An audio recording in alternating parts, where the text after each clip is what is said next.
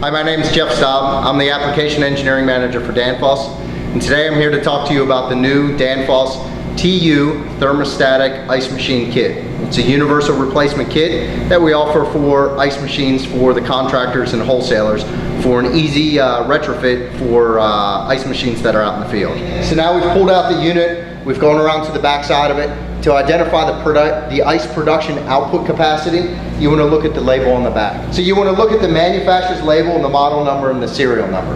And what you're going to do is just look up the model number that you see on the back of it. If you have apps that can scan the barcodes, just scan the barcode. And typically if you were to Google just this model number, as I punch in the model number into the phone, and I do a Google search onto it, I can actually see in the first two search items that comes up, it says ice machine, half-size ice machine, cube, 336 pounds. So I know that the total production output for this device is 336 pounds.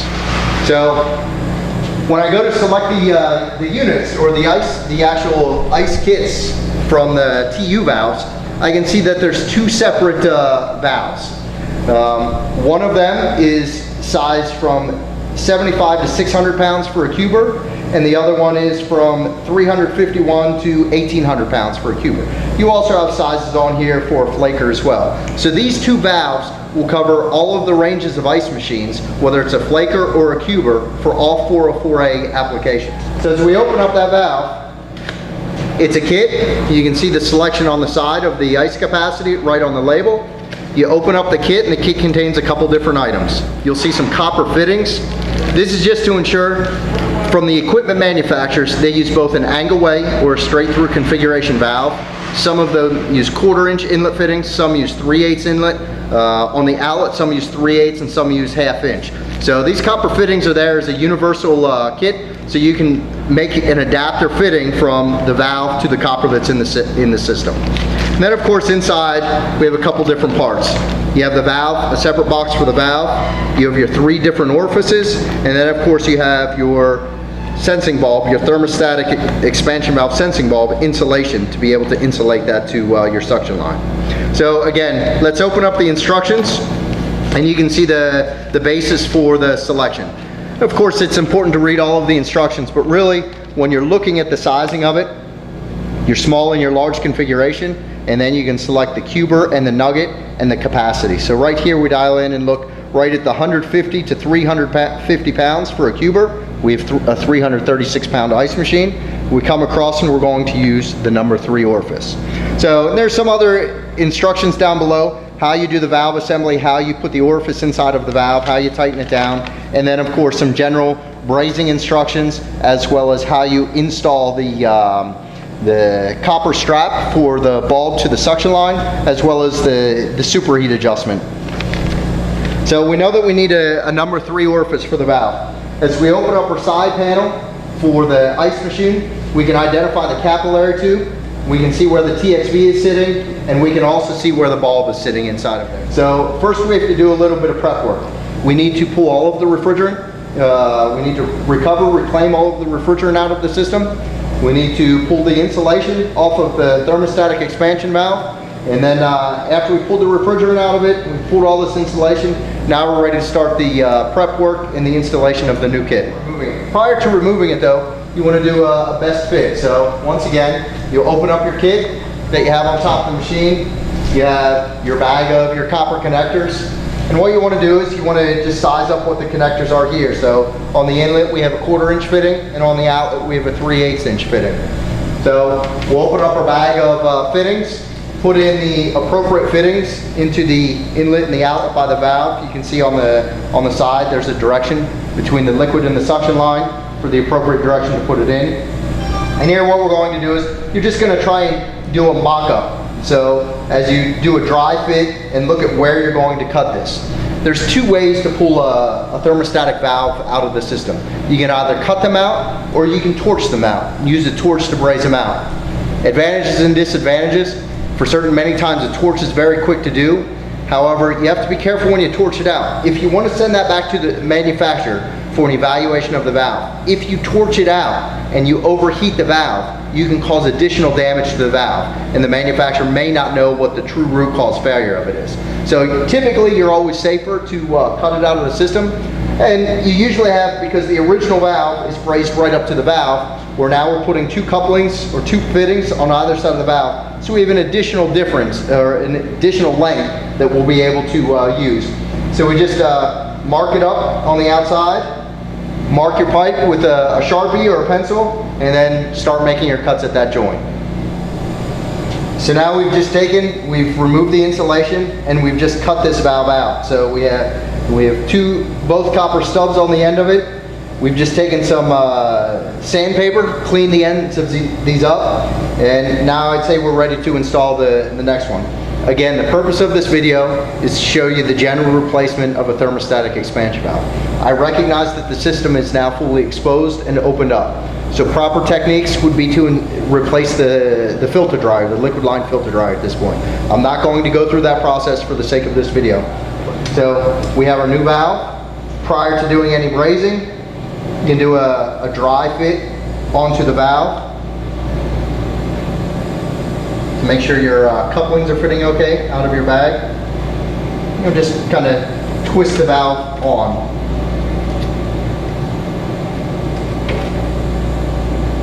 So once we have a dry fit and we're sure that everything's going to fit okay, our next step is going to be to put the orifice inside of the valve. So pull off your bottom cap of the valve, and this is where your orifice is going to screw right into the bottom of it.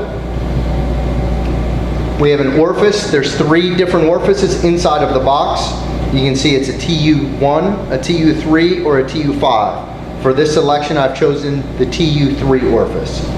So I'm just going to slide the orifice out of the plastic cartridge, and that's what your center orifice. So you have a built-in filter around it's a screen around the inlet orifice of the valve. So we'll screw this into the valve. I'll put a little bit of refrigerant oil onto the threads so it threads into the bottom of the valve nice and easy. So I just poured a small bit of polyester oil into a small cap, and now I'm just going to put that right around the threads of this so I get a nice easy screw in of that orifice. Plug it right into the bottom and then thread it down, and it screws right in. Again, this is the important part for reading the instructions, as you can see here. It says in the instructions, right here, torque it to 19 to 22 foot-pounds. So we've got the valve fit in. Just below, we've put an additional fitting on a Schrader valve. And up on top of the ice machine, we've connected our nitrogen line, so we have nitrogen flowing through it. Now we're ready to start brazing the valve. One of the unique benefits of the Danfoss TU valve is the inside of this connector. Although it looks like it's completely stainless steel, it's a bimetal connector. So you have the stainless steel on the outside, which doesn't transfer heat, or it has a very low thermal conductivity, so no heat is transferred to the body. So you don't need to wet wrap the valve. You can just put your torch right onto it, braze it in, and you're not going to damage the valve. So we don't need to wet wrap the valve. We do have nitrogen flowing through it, and it is a quick, easy installation. So we have both the outer joints of our couplings and the joint at the valve itself that we're going to braze in. So normal process, we'll use a standard 6% brazing rod. Start up our torch and braze it in. Okay, so we start heating the inlet connection. Again, heat it up. You'll see the stainless starts to glow pretty quickly. You'll get that connector nice and hot, and then you'll just strip your rod right around there and do an install. Again, be careful of the capillary tube and any wires that are hanging inside of the valve. See, of course, you're burning up some additional insulation, getting it bright red. And then you can see it's the valve's brazed in, so it's a very quick braze. But, that's the extent of it. And here again, the interesting thing, we didn't wet wrap it. I can touch the top of this valve. I'm not burning my fingers up, so there is a little bit of heat onto it. There's no doubt about that. But we didn't burn up the valve. And now, as always, you still need to cool it down. So that heat is transferring down the copper pipes, and you can, of course, see some of the insulation that's smoldering. So, of course, our copper got bright red there, so we need to cool that off. So you can see the steam coming off of those lines. We don't want to burn up or melt any wires that are close to them. So, and that's pretty much it for the replacement of the Danfoss Universal TU Ice Kit. So we'll cool it off. Next step here, we're going to pull our nitrogen off of it. Once this fully cools down, we're going to re-insulate all of the thermostatic expansion valve. And we do have to mount the bulb. Take your strap that comes inside of the kit. Here's a brand new copper strap for the kits. Now, based off of the thermostatic expansion valve, I would recommend using the new strap that's associated with this valve. It's a fully copper strap which transfers the heat from your suction line directly into the bulb. So here again, when you put this in, you're just going to wrap the bulb strap around the bulb and the suction line. You want to make sure that this is completely unscrewed. You just wrap the strap around both the bulb and the suction line, put the two in here, and then you're going to screw down the strap. It goes deep inside of this. It's a little bit more difficult to see to get it in, but you'll mount the bulb on the top portion of your suction line, typically in the same position that the previous bulb was located, and you're just going to mount that and strap it down. And that's all that you need to do. And now, next step would be to remove your nitrogen lines, pull an evacuation down below your 500 microns, and then you're safe to charge the system again. So as you can see here, we've put the stainless steel bulb mounted onto the suction line. We've attached it with the copper clamp. When you look at the remaining amount of capillary tube, it's okay to leave it dangling. However, one of the things, some people like to wire tie it up. Rather than just wire tie it to anything, make sure you don't wire tie it up to your hot gas line. So that can give you improper operation of the TXV. So here's the final installation. All we're going to do now is just insulate the tubes, and we're ready to operate and have it up and running. Again, so that's the installation procedures. Again, from Danfoss, there are two single thermostatic expansion valve kits, both with 3 orifices, the installation and instructions, and they cover the complete range of flakers from 75 to 950 and from 500 to 2300 pounds, and your cubers from 75 to 600 pounds and from 351 to 1800 pounds. So 2 valves, you can keep it on your truck, and you're ready to address any thermostatic expansion valve failure on any ice machine that's out in the field. Thanks.